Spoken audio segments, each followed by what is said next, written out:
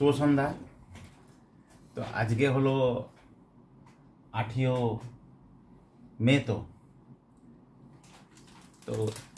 8 মে 2024। আজকে আমরা বিকেল প্রায় 10:15 ঘটিকাতে আমরা একটুখানি 10টা-10:30 ঘটিকা আমরা সুরাপান করছি। তো সুরাপান করার পেছনে যে টোটাল যে প্রোগ্রামটা কোনো প্ল্যান ছিল না, কিছু ছোট ছোট প্ল্যান আমাদের বলতে গেলে হয়নি।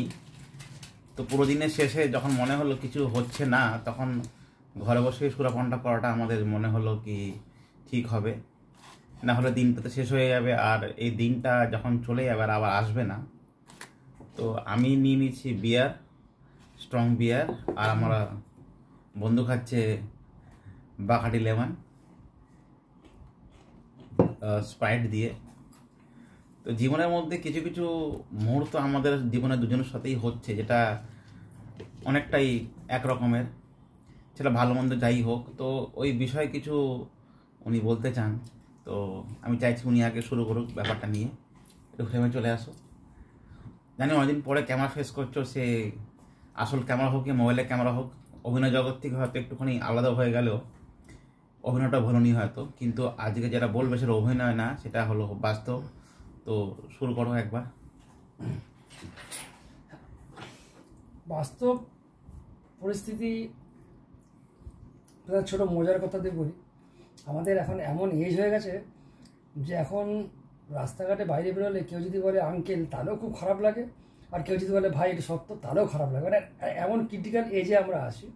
এই কথাটা কেন বললাম, তার কারণ হচ্ছে মানে একদিকে সম্মানও চাই, ওদিকে আবার যে কেউ যদি বড় হয়ে সম্মানটা করছে সেটাও খারাপ লাগছে। তো হচ্ছে আসল কথা, মুদ্রা কথা হলো যে এই বয়সটা মানে কনফিউশন এজটা, মানে যাকে ইংলিশে বলে এজ অফ কনফিউশন। মানে এই বয়সটা, মানে এই সময় মানুষ মানে হয়তো আমরা নিজেকে মানতে চাইছি না, কিন্তু সমাজ আমাদেরকে মেনে নিয়েছে যে আমরা হয়তো ওদিকটা এগিয়ে যাচ্ছি। এটা আসল কথা না, কথা হচ্ছে অ্যাকচুয়ালি অন্য। এটা কথা কেন বললাম যে কনফিউশন আছে বলে, ব্যাপারটা হলো যে এই বয়সে খুলেই বলো, অসুবিধা নেই।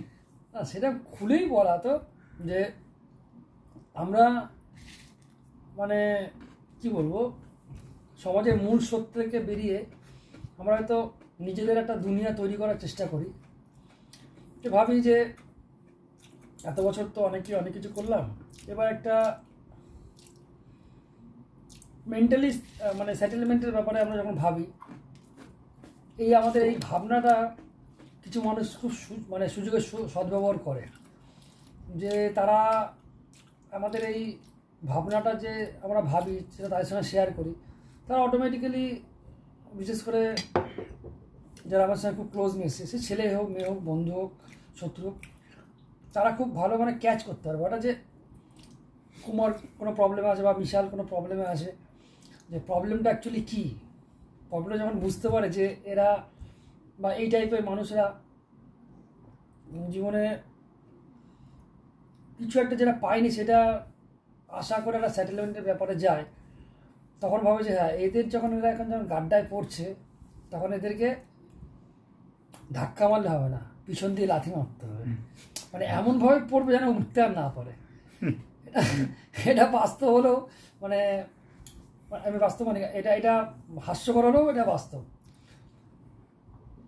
এরপরে আরো এক্সপিরিয়েন্স শেয়ার করছি। মানে জীবনে এমন পড়াবে এসছো কি, আমাদের হয়তো ছোটো ছোটো ইচ্ছাগুলো যেগুলো জীবনে হয়তো পুরো করতে পারিনি, এখন যখন পুরো করতে যাচ্ছি মনে হচ্ছে কি আমরা বাচ্চাবেলা করছি, মানে ছোটোবেলা করছি একটা, যেটাকে আমরা হিন্দি বলে বাচপনা কর রহে হ্যাঁ। কিন্তু হয়তো সেই ছোটো ছোটো ইচ্ছাগুলো অনেক বছর ধরে ইচ্ছা ছিল কি পুরো হবে, কিন্তু এখন সেই যেগুলোকে আমরা পুরো করতে যাই তখন লোকরা বলে সেটা আমরা বাচপনা কর রহে হ্যাঁ। ইয়া হয়তো যুব সমাজের সঙ্গে আমরা নিজেকে তুলনা করার চেষ্টা করছি। যুব সমাজে নিজের জায়গায় ঠিক কাজ করছে, ভালো করছে, অসুবিধা নেই, কিন্তু আমরা তো কবে যুব ছিলাম, কিন্তু আমাদের মধ্যে অনেক কিছু হয়তো জীবনে আমরা ত্রুটি রয়ে গেছে, ইয়া কিছু করার চেষ্টা ছিল সেটা করতে পারিনি, ছোটো ছোটো ইচ্ছা যেটা পুরো করতে পারিনি সেটা আজকে যখন পুরো করতে যাই তখন আমাদের সমাজটাকে মেনে নিচ্ছে না। সে হয়তো সমাজ, হয়তো সে যুব সমাজ হোক ইয়া আমাদের মধ্যবিত্ত, আমাদের মতন সমাজ হোক ইয়া আমাদের থেকে বয়স্ক কেউ হোক, তারা এই পুরো ব্যাপারটাকে মেনে নিচ্ছে না। তো এটাই হলো মেন প্রবলেম। তো এই কথাগুন যেগুন আপনাদের সঙ্গে এই ভিডিওর মাধ্যমে আমরা শেয়ার করার চেষ্টা করছি, সেটা অ্যাকচুয়ালি আমাদের ডিসকাশনে ছিল, কিন্তু ভাবলাম কি জিনিসটাকে আপনাদের মধ্যে সঙ্গে শেয়ার করা উচিত। আজকে আমরা যে মদ খাচ্ছি, এই মদটা আমরা বাইরে গিয়ে খেতে পারতাম, কোনো রেস্টুরেন্টে গিয়ে খেতে পারতাম, কোনো পাবে গিয়ে খেতে পারতাম, কিন্তু এই কথাগুলো হয়তো যেটা আপনাদের সঙ্গে শেয়ার করবো সেটা হয়তো করতে পারতাম না। কিন্তু সেই কারণে আজকে আপনার মধ্যে এই পুরো ব্যাপারটাকে আমরা শেয়ার করছি।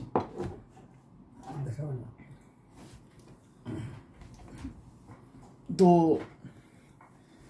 কিছু কিছু ঘটনা ঘটেছে আমাদের দুজনের জীবনেই, যেটা যখন আমরা দুজনে শেয়ার করি, দুজনের সঙ্গে আমরা যখন সাজা করি, তো মনে হয় নিজেকে হয়তো কোনো জায়গায় ভুল করেছি, কিন্তু ভুলটা যে করেছি, কেন করেছি, কী কারণে করেছি, সেটা আমরা হয়তো মানে ওই মুহূর্তটা আমরা বুঝতে পারিনি, কিন্তু এখন আমরা রিয়েলাইজ করছি। যেরকম একটা ছোটো মোটো ইনসিডেন্ট আমাকে হয়তো পুরোপুরি বলবে না, কিন্তু ক্যামেরার সামনে বলবে না, কিন্তু একটা আপনাকে ইঙ্গিত দেবে, আপনি বলতে পারেন।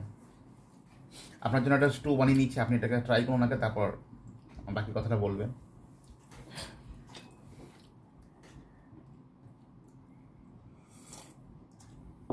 মদের সঙ্গে চিকেন স্টু খাওয়ার একটা আলাদা একটা আবেগ একটা আছে। এক্সপিরিয়েন্সটা তেমন কিছুই না, আমি নাম না করে বা স্থান কাল পাত্র লুকিয়েও বলতে পারি, সবাই বুঝতে পারবে, মানে যারা বোঝার তারা বুঝতে পারছে, এই সিচুয়েশনে যারা আছে তারা বুঝতে পারবে। ব্যাপারটা হলো যে আমাদের লাইফে, সবার লাইফে, আমার আপনার সবার লাইফেই একটা জিনিস হয় কি, যে আমরা পৃথিবীতে বা দুনিয়াতে কোনো একজন বিশেষ ব্যক্তিকে সবার থেকে আলাদা ভাবি। অনেকে বলে না, পাগলের মতো হয় না, বন্ধুবান্ধব বলে যে সারা বিশ্বে 720 কোটি লোক আছে, তোর এই মেয়েটাকেই পছন্দ নর্মালি। আবার অনেক মেয়েরা বলে 720 কোটি মানুষ আছে, তো এই ছেলেটাই পছন্দ। ব্যাপারটা হচ্ছে যে সেইটা না, ব্যাপারটা হচ্ছে যে 720 কোটিটা বড় কথা না, বড় কথা হলো যে বন্ডিংটা কার সাথে ভালো করা যায়। তার মানে এই তো না যে আপনি এখানে থাকেন না, আপনার সঙ্গে বন্ডিং ভালো করার জন্য বা 720 কোটি লোক আছে, মানে উগান্ডায় গিয়ে কারোর সাথে সম্পর্ক করবেন, কিংবা আমেরিকায় গিয়ে, কিংবা কানাডায় গিয়ে, কিংবা একটা পৃথিবীর যে কোনো জায়গায়, ওটা হয় না। বন্ডিংটা হয় জানা পরিচিত কারোর সাথে, চেনা পরিচিত হয়, ফেসবুক বন্ধু, কিংবা পাড়ার কেউ, কিংবা রিলেটিভের মধ্যে কেউ, কিংবা বলতে পারেন বন্ধুর থ্রুতে বন্ধু, কিংবা বলতে পারেন ক্লাসমেট, কিংবা বলতে পারেন কলিগস, যাই হোক যেটা করা, এরকম কারোর সাথে না কারোর সাথে আমাদের বন্ডিংটা ভালো হয়ে যায় আনফর্চুনেটলি। মানে হয়তো সেটা নিয়ে তুমি কোনোদিন ভাবিনি, কিন্তু হয়ে গেছে। আমার ওর ক্ষেত্রে না, আপনার ক্ষেত্রেও তাই। কিন্তু ব্যাপারটা হচ্ছে যে প্রথমে একটা কথা বললাম, এখনো সেটা বলছি, এটা কোনো সলিউশন নেই, হতেই পারে বন্ডিং কারোর সাথে কারোর ভালো হতেই পারে। ব্যাপারটা হচ্ছে যে আপনি সেলুনে যখন চুল কাটতে যান, পার্টিকুলার বারবার মানে যে চুল কাটে ওনাকে গিয়ে খুঁজবেন, দেখবেন যে বলবেন যে ও নেই, মালিক বলবে যে না এই তো অন্য লোক আছে, কিন্তু আপনি খুঁজবেন যে আমার যে চুল কাটে সে যেন কাটুক। কিংবা আপনি যদি কোনো রেস্টুরেন্ট বা বারে রেগুলার যাতায়াত করেন, আপনি একটা পার্টিকুলার কোনো একটা ওয়েটারকে খুঁজবেন, যে মানলাম ওয়েটারটার নাম রাজকুমার, আপনি বলবেন যে দাদা রাজকুমারকে দেখতে পাচ্ছি না, ব্যাপারটা কী? মানে তখন হয়তো বারটেন্ডার বলবে না রাজকুমার আজকে ছুটিতে আছে, অন্য লোক আছে, ও আপনার সার্ভিস দেবে। কিন্তু আপনারা কিন্তু যতক্ষণ থাকা ততক্ষণ রাজকুমারকে খুঁজবেন। ব্যাপারটা হচ্ছে এই কথাটা বলার অর্থ কি, যে বন্ডিংটা কারোর সাথে কারোর হয়ে যায় অজান্তেই। ভরসা বলতে গেলে ভরসা, বিশ্বাস, যা মন লেগে যাবে কারোর প্রতি, বিশ্বাস থেকে ভালোবাসা হয়, মন হয়ে যায়। তো এই সমস্ত জিনিসগুলো এই সমাজ আজকে কি সমাজ এটা ব্যাপারটাকে মেনে নিচ্ছে? সমাজ মানছে না, সমাজ মানবে না। সমাজ এই কারণে মানবে না, যখন সমাজ জানবে যে বিশাল ওই বারের রাজকুমারের সাথে ভালো বন্ধু, তখনই বলে বিশাল নিশ্চয়ই। কেন সমাজের যে সিস্টেম আছে সেই সিস্টেম অনুযায়ী এই পুরো ব্যাপারটা যাচ্ছে না। কেন কি সমাজ নিজেকে একটা পার্টিকুলারলি ফিক্স সিস্টেমে নিজেকে গড়ে নিয়েছে, মানে এই জিনিসটা এইভাবেই হওয়া উচিত, এই জিনিসটা এইভাবে হওয়া উচিত, কিন্তু এই জিনিসটা এইভাবে হলে সেটা বেআইনি, সেটা সমাজের এগেনস্টে, আর এটা অ্যাকচুয়ালি মানে মেনে নেওয়ার মতন না। স্পেশালি আমাদের মতন মিডল এজড যারা ছেলেরা, তাদেরকে ছেলেরা মানে সমাজ কম মেনে নেয়, কাকু বেশি মেনে নেয়। যেমন আমরা দাদার থেকে কাকুর যে জায়গাটা চলে গেছে, অ্যাকচুয়ালি কয়েকদিন পরে জেঠুর জায়গাতে চলে যাব, তারপর যেরকম যেরকম বয়স হবে সেরকম সেরকম রিলেশনশিপ চেঞ্জ হবে, সেটা নিয়ে কোনো বড় কথা না। আশা করি অতদিন বাঁচবো, সেটা কোনো বড় কথা নয়। তো কিছু একটা ইঙ্গিত তুমি দাও যেটা তোমাকে কিছুদিন আগে তোমার সাথে ঘটেছিল, আর ওটা নিয়ে তুমি একটুখানি আপসেট আছো। আপসেট ঠিক না, ব্যাপারটা হচ্ছে যে ওরকমই আমিও সামথিং কিছু মানুষকে বা কিছু বন্ধুকে বা পার্টিকুলার কোনো একজনকে দুনিয়ার থেকে আলাদা ভেবেছিল। ওই যে বললাম না প্রথমে 720 কোটি মানুষের মধ্যে একজনকে খুঁজে পাওয়া, সেরকম 720 কোটি মানুষের মধ্যে একজনকে খুঁজে পেয়েছিলাম। 719কে বাদ দিয়ে 719 না, 719 কেন, আমি 719 কোটি 719 কোটি 99,99,999 জন, তাকে বাদ দিয়ে একজনকে আমি এদের সবার থেকে আলাদা ভেবেছিলাম। কিন্তু ব্যাপারটা হলো প্রথমে বললাম না, সে আমার দুর্বলতা বুঝে গেছিল, তার জন্য সে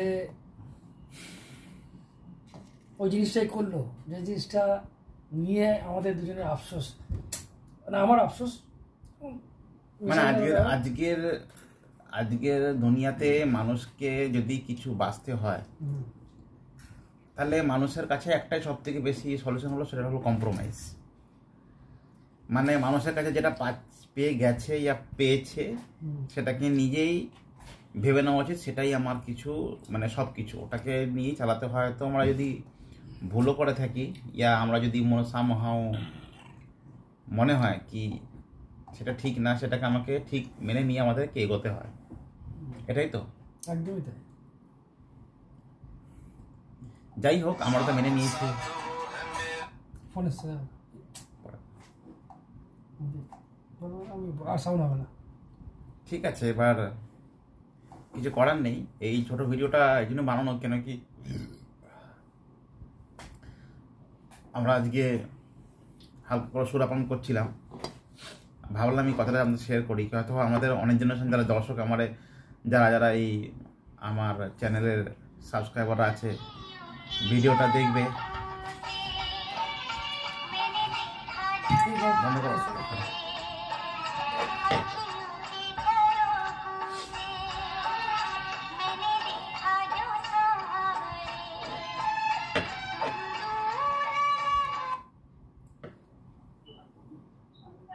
আছে, ভিডিওটা আমরা এখানেই শেষ করছি। আগামী দিনে আবার দেখা হবে এরকম একটা ভিডিও নিয়ে। ধন্যবাদ।